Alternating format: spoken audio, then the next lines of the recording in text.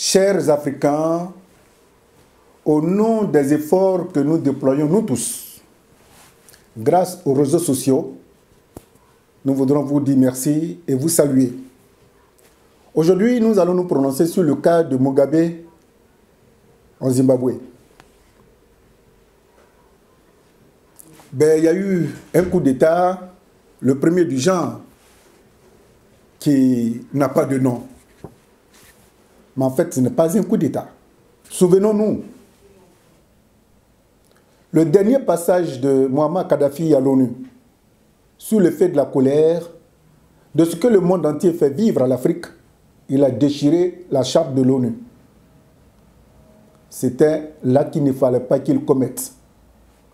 La communauté internationale, avec l'aide de la France, du temps de Sarkozy, ils ont commandité la tuerie de Muammar Kadhafi.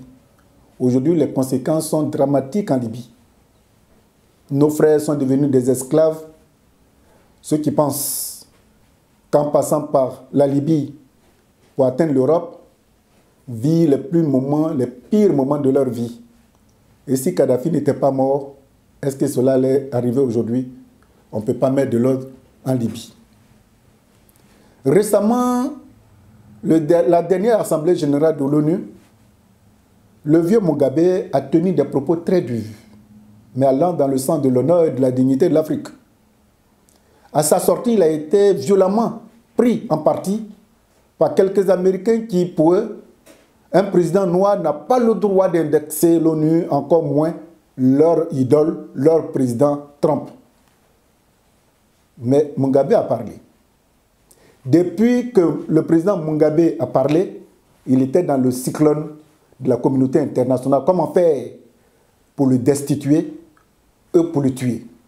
Ce qui se passe en ce moment au Zimbabwe, ce n'est pas une question de coup d'État. Mais les militaires ont vite compris, parce que l'Afrique du Sud qui est à côté est allée leur dire: ne suivez pas la communauté internationale. Si le vieux n'est pas là, on a peur que ce qui se passe en Libye ne se passe aussi au Zimbabwe. Donc aujourd'hui, Mugabe, pour tout vous dire, le président Mugabe se porte très bien et ce n'est pas évident qu'il puisse être renversé. Il peut même aller, il peut terminer son mandat. Les gens disent oui, c'est parce qu'il veut mettre sa femme. Non. La communauté internationale est à la base de ce qui arrive au Zimbabwe.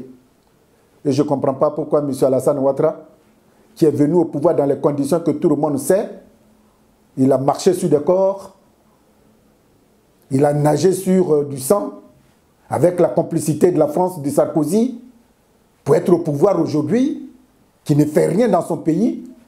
Les prisons sont bondées de prisonniers politiques. Tout est au ralenti, la Côte d'Ivoire va mal. C'est M. Alassane Ouattara qui indexe Mugabe pour lui dire de sortir dans la dignité. Mais l'hôpital se fout de la charité vraiment. Pourquoi l'Afrique offre ce spectacle à l'opinion internationale?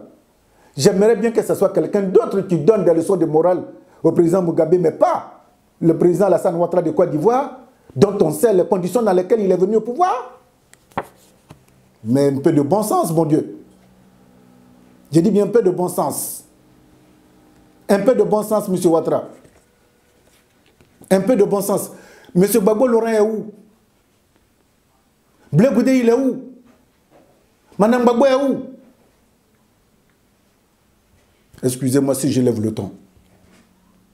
Vous ne pouvez pas vous asseoir en Côte d'Ivoire et puis prendre la mensuration de Mugabe pour prétendre lui donner un costume. Si vous avez des leçons de morale à donner, donnez-vous à vous-même et réglez ce qui se passe dans votre pays, que de faire le pompier ailleurs, pendant que chez vous, ça ne va pas.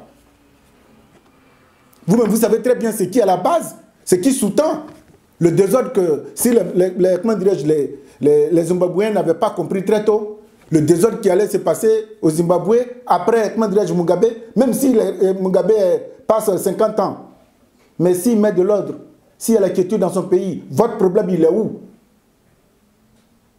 Alors, on est fatigué là. Merci les gars.